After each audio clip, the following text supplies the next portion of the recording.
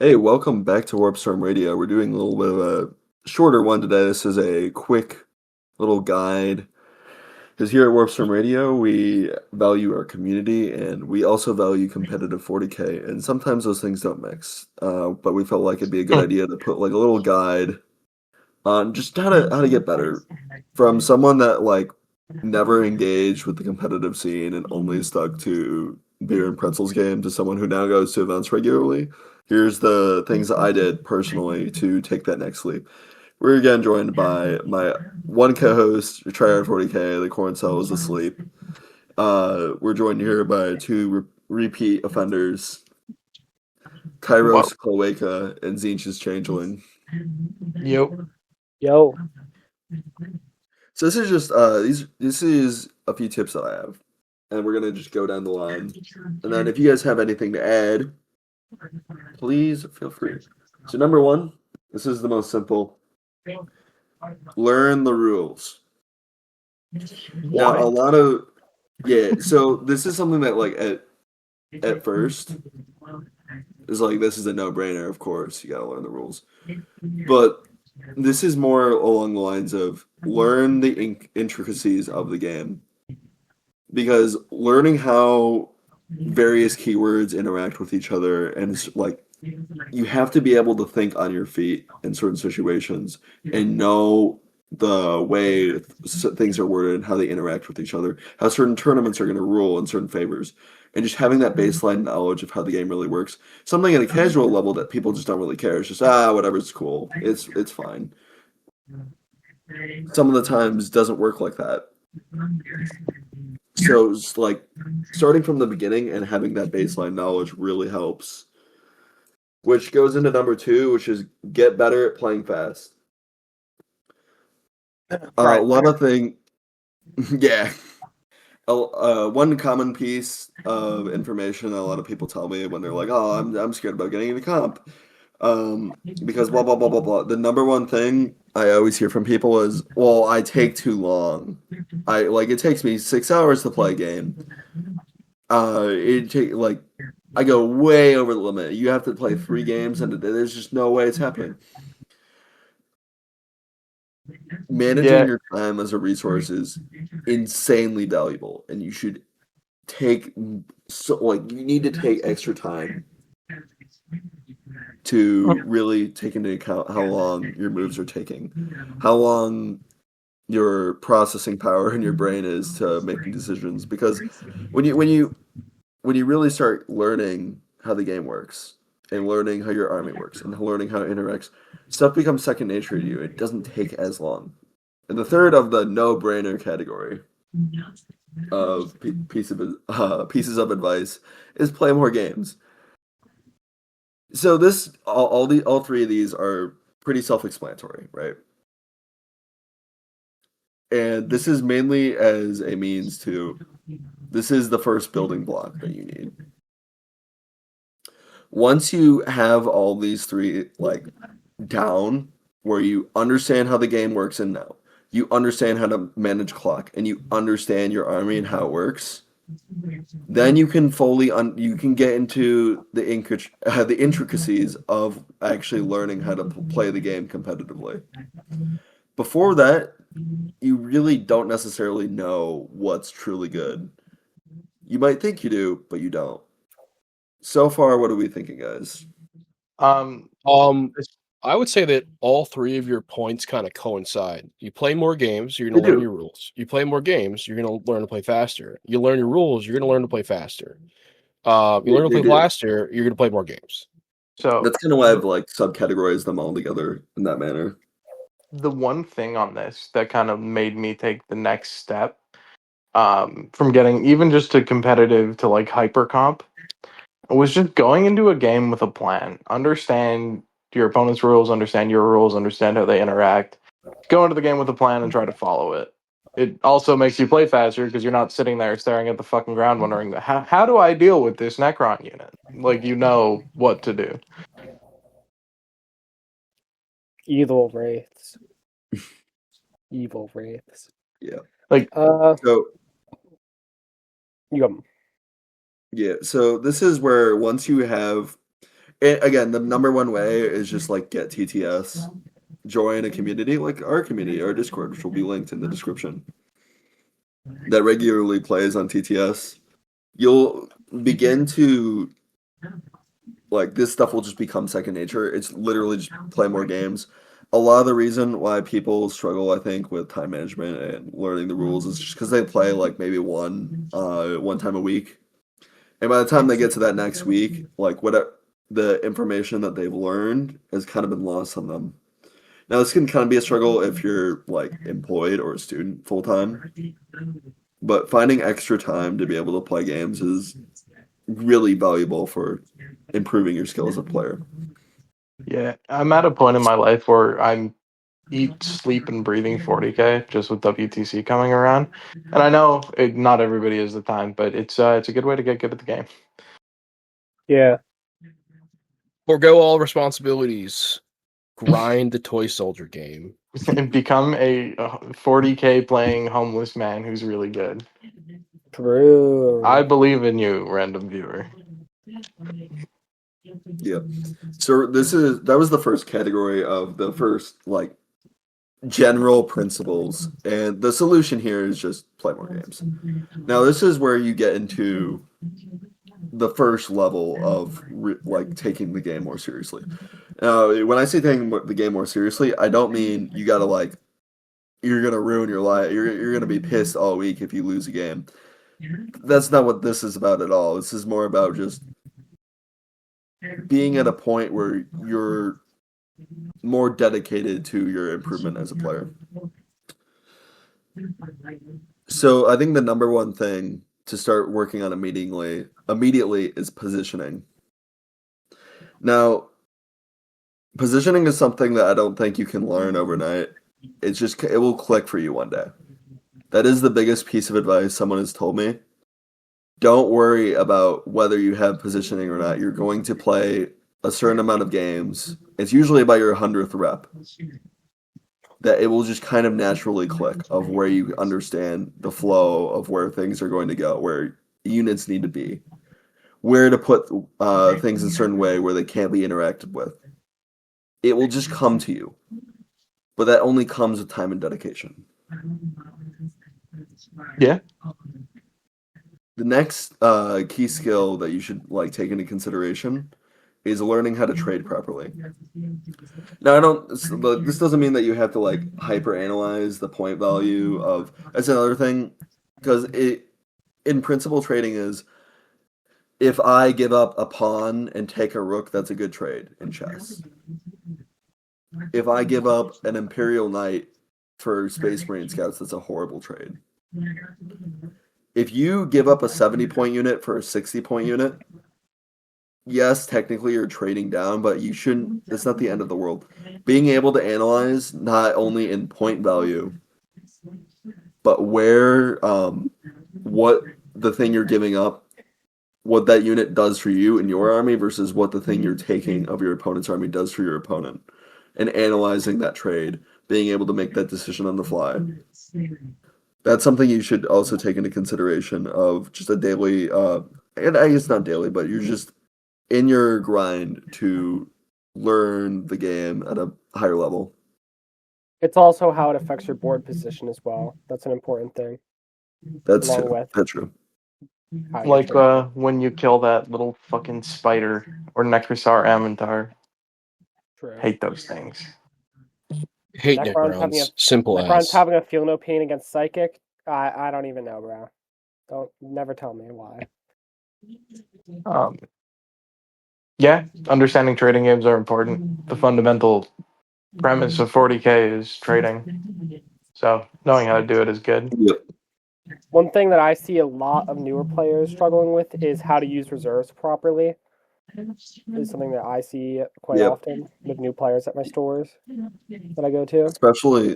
Especially people often. This is another thing someone told me a while ago. You should never expect a deep strike charge to happen.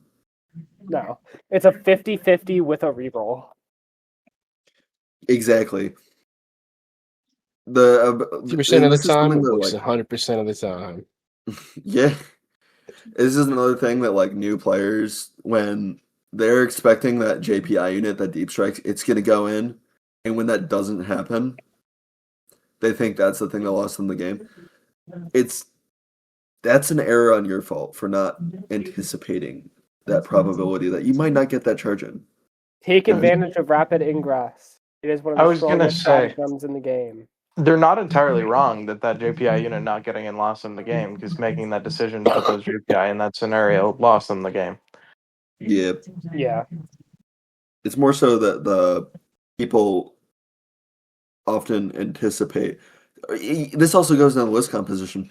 People make lists with the idea of, I'm going to use this unit to make deep strike charges. It's a mentality you should never have. There's only like very few units and very few armies where you have that mentality. I mean, I saw it with Beerhammer yesterday. Where he's like, I have a 6-inch charge with these blood crushers Okay, coming that out one's of deep pretty strike. reasonable. That one's pretty reasonable. I mean, he wasted his reroll and they didn't get in. Yeah. That's his fault for not choosing right priority. Like, Yeah, Even with the +1 to charge, he had a 6-inch charge. it was +3. It was +3 to charge. Blood crushers with the enhancement. Oh, but he has the banner too. Yeah, so it goes to 3. It's +2 to charge, and there's another one for 3. Ah, gotcha. then the third thing, I'm doing this in like tiers. You got to be able to understand the first tier to move on to the next tier. Then the third thing in this tier that I have is matchups. Being able to comprehend matchups, list archetypes, and and what I mean by that is when you look at someone's army and you can see like, oh, this is a lot of 3-wound infantry. How do I go about that? Oh, there's 4 tanks. How do I go about that? Oh, this is a lot of light infantry. How do I go about that? This is a lot of movement 12. How do I go? Having that mentality of how you play your army differently, because very, very, very, very, very, very few situations occur where you're going to play your army the exact same way no matter the opponent. This is true. It's Sometimes you just gotta send in everything, though. You send in everything. You send in everything in your power. I'll send in.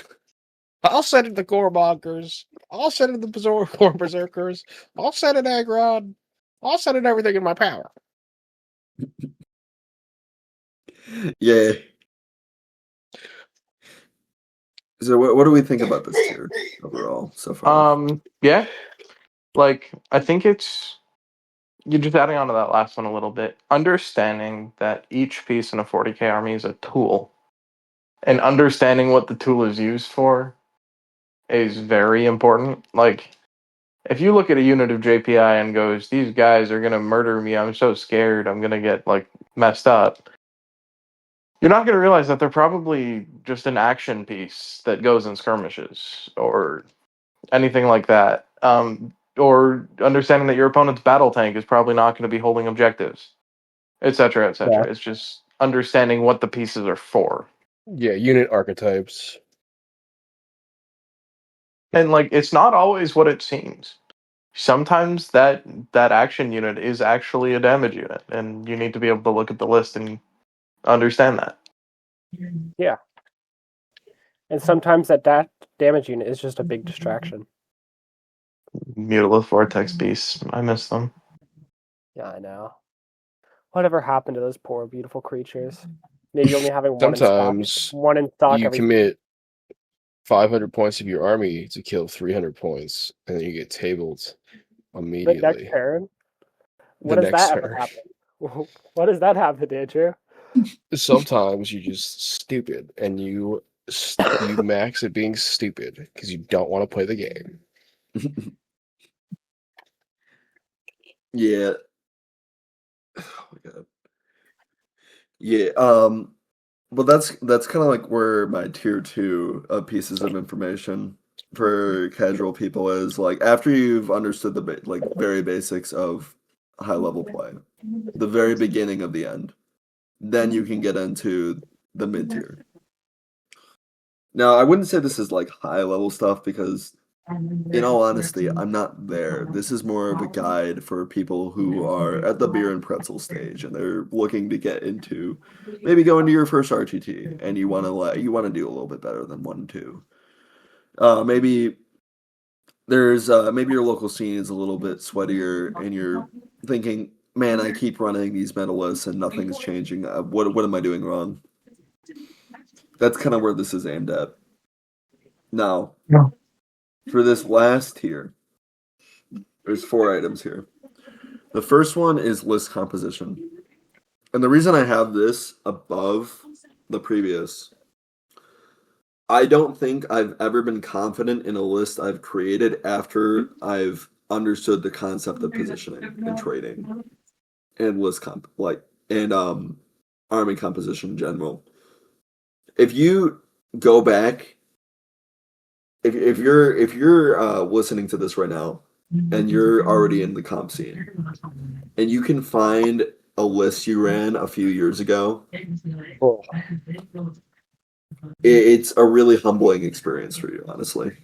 I was looking through my old lists last night. I was a moron. I ran fun, cool things like regenerating ATVs and drop pods. Triple Exalted It's Sorcerer. degenerate. Triple Exalted Sorcerer on 10-man rubrics. Or oops, all indirect guard. That was actually pretty good. With Yeah, it a was wall. great. Yeah, big wall. Yeah, put a big wall in the way. How they getting through that? Yeah, but I think every single player goes into a list creation like, oh, I'm gonna take this because it is the until you can really understand what your list and your detachment, your army does, and you have enough reps to understand your bad matchups and what really is good and what's good outside of an off specs tactics video, what's underrated, what's overcosted, what's undercosted. That's when you can really, yeah. And so many times, a lot of people are creating lists. I don't want to say they're wrong necessarily, because that sounds a bit rude. But I feel like a lot of people are ignorant, if that makes sense, to some issues that they might face, and that's just because it's a lack of experience. But truly being able to understand the point system, trading, positioning, your matchups, your strengths, your weaknesses, that's when you're really able to start cranking out good lists. Or not even good, I'd just say decent. Next thing, being able to dice hammer in your head. The trick that helped me do this is I just would actually physically roll dice in my free time. Like when I'm bored, I'd just have 6d6 on me and I would just roll out interactions. Oh, here's Magnus into Marines. Here's Tank Busters into a Lehman Russ. This is this interaction. Oh, and then you get the feel for it in your head. That's the hyperbolic time chamber I used. But here's the general tutorial. You just divide. You go for every 6 dice. There's going to be a 1, a 2, a 3, a 4, a 5, a 6. It's balanced around a 3.5. So if there's 36 shots and you're hitting on 3s, you divide by 6. You're hitting on 3s. That means 12 miss. You can go on. If you have sustain, you treat it like you're hitting on 2. If you have reroll 1s, you subtract the 1s and then you divide by 6 again. It sounds confusing, but when you really think about it and really think about how you just go off the average. Also, a nice tip: take the underestimate every single time. Yeah. And being able to do that quickly. Do that in your free time. Do that when you're bored. Do that when you can't sleep at night. That helps a ton. Because then there will be situations where you have a choice. I bring it down. My opponent has a rhino. I have flash gets here. Okay, on average, I do 8 wounds. So what does that mean? It means you chuck a grenade. It's stuff like that, being able to do that in your head before really necessarily making that decision. I think that's what separates a lot of the higher tier players from and that varies army to army, and some people just are a little bit less prone to being able to do that. It just depends on how quick you're able to do math in general. Well, my dad works in accounting. Okay. is that accounting is there's nothing more difficult in accounting than adding, subtracting, dividing, multiplying. It's the same concept here. You're not doing calculus. You're just adding and subtracting dice.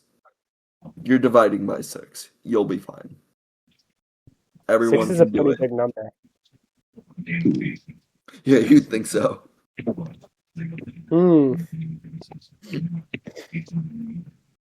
Number 3 in this category. Now, I would almost argue this is outside. This is just a general thing.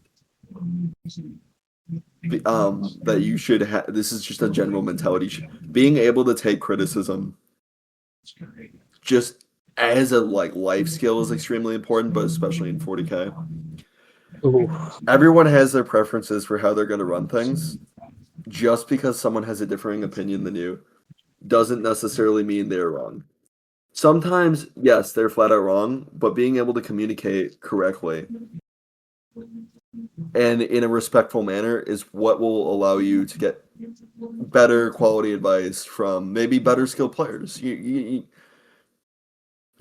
Just because someone's trying to tell you something doesn't mean they think they know more than you. Sometimes they do know more than you, and you're going to have to live with that. It sounds like surprising that I have to even mention it, but a lot of people feel like it's the Dunning-Kruger effect. Once the positioning starts to click, some people think they're better at the game than they actually are. You'll have to lose a couple hundred times before you can really get better. It's a fact of the game, it's a fact of life. Yeah. That leaves me at 9. You guys have any other general pieces to Yes. 10? I've got one. Go ahead. Don't be afraid to get your ass kicked. I think I learn more when I lose than when I win, and I actually like losing because it means there's something I can improve on. Sometimes you just lose to 4-ups, man. Yeah, and not even just look at where you could micro position better. Look at the standard deviations that you're not accounting for when they're rolling 4-ups. There's always something you can improve on. And if you're gonna go and you're gonna play the World Championships winner and you played 5 games of Warhammer, I'm happy for you. Go get your butt kicked and learn. The reason I got so passionate about this hobby is my first game of Warhammer, I got dumpstered so badly that I almost quit the game. That guy was Yeah. mean, man. It was the launch of 10th edition Wraith Knight Eldar. Oh. Oh. Oh. That was my first game of 40K. I would have quit too. Is that guy still your friend? We were never friends and still aren't. I wonder why. I think on I that, would say, from a going out and playing at tournaments perspective, I would say my 2 things are something that affects your game but isn't directly towards gameplay. And number 1 is be hygienic, wear deodorant, take care of yourself. You're going to be around people who essentially signed a social contract to play a game with you for almost 3 hours. And I'll tell you what, nothing is more frustrating than that person having bad breath or bad hygiene. Take care of yourself. And then the second part of that is player conduct. Be polite. Don't be a jerk. And when you learn the principles of playing by intent, play by intent. And hold your opponent to that same standard. Sometimes you're going to play people that are bad actors and they'll abuse things. And just holding people accountable to a high level of standard and excellency in playing is the way not only you're going to get better, but you foster a better community.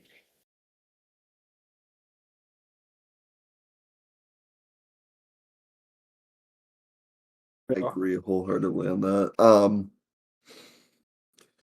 I think it's also just if you're just accountability in general. I feel like a lot of people that when they lose a game, their first reaction are, "Dude, my opponent's dice were cracked. Oh, my dice were awful." If I I would think have it's won, if acceptable I, to complain about the dice a little bit after the game, but not for there will long. be certain situations where yes, failing that charge lost you the game, but for the most part, if this is something TJ Lanigan taught me years ago. If you making that charge was the make or break of you winning a game, then you made a plethora of other bad decisions before that to make that the deciding factor. Yeah, 100%. And being able to realize that as a player and understand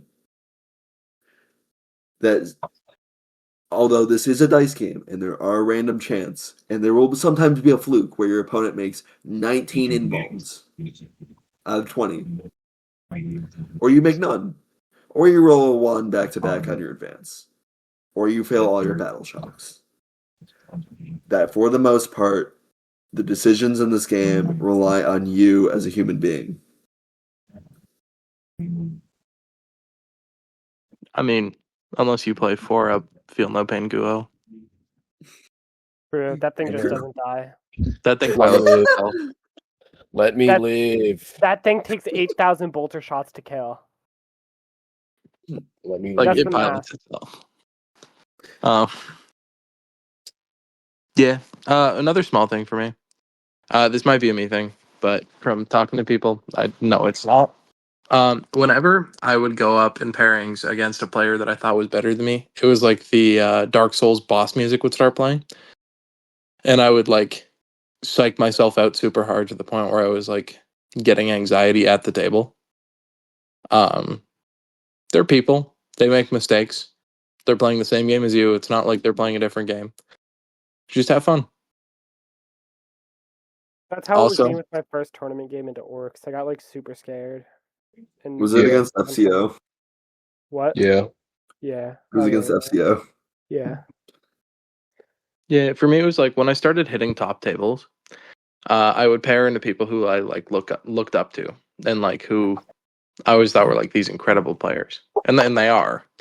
But you're playing the same game, and there's no power scaling. There's no skill diff. Like obviously there is, but at the table when you're playing, that's where you have the make or break. So don't psych yourself out, Psyker? psycher. That's like our bitch off the plane. Psyker! She warp spited me in the stomach.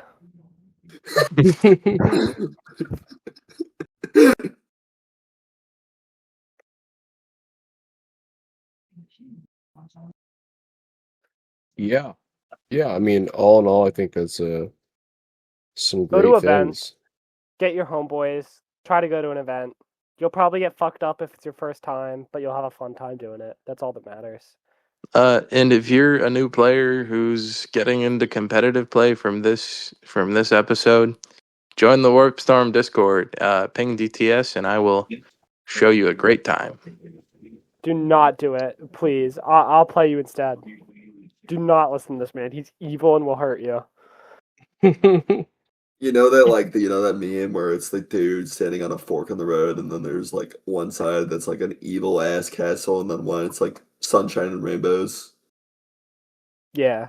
Yeah. This is the anti-meme version where both sides of the coin are an evil ass castle with like clouds overhead. I'm not that bad. What the hell? Michael, you fed me gas and I shot my entire army into him, but he died. That was literally it. I was trying something new. Michael was the Michael and I Let's won't see. ever talk about our game last night. It'll never be mentioned. How bad? How It bad? was that bad? It'll never be mentioned. Yeah. Michael, did you win? Yeah, sure. I have a feeling Andrew destroyed Michael. It'll never Yeah, be mentioned. I'm relearning how to play Gaz 20 because it plays in a very different way. I feel like between ninth and Michael. Just don't use hidden. Have everything else get them in, then wah. Not everything else, but like a few things. Thousand Suns You player don't- tells Orcs player how to play Orcs. yeah, you don't know how to orc, Patrick. I don't want to hear it. Bro, you fed me Gaz for free. All right. Yes, that was Let's- my first game on it. Okay. Let's close out. All right. All in all, competitive 40K is it's a really great community. You'll meet a lot of cool people. Yeah. You might meet a couple asses along the way. It's inevitable, but for the most part, this is a great community. For every you chocolate chip cookie, there's one raisin. I love oatmeal raisin. Yeah, I love Me oatmeal too. raisin. Oatmeal raisin's Oh. my favorite cookie. I made a call with freaks. It says the freak. It's either that or white chocolate macadamia. Yeah, We're gonna have to do the Subway cookie tier list I like eventually, but yeah, footlong. that's the next episode. it's the next Yeah. episode. All right, thank you for tuning in to a Warp Storm TV. Yes. So we'll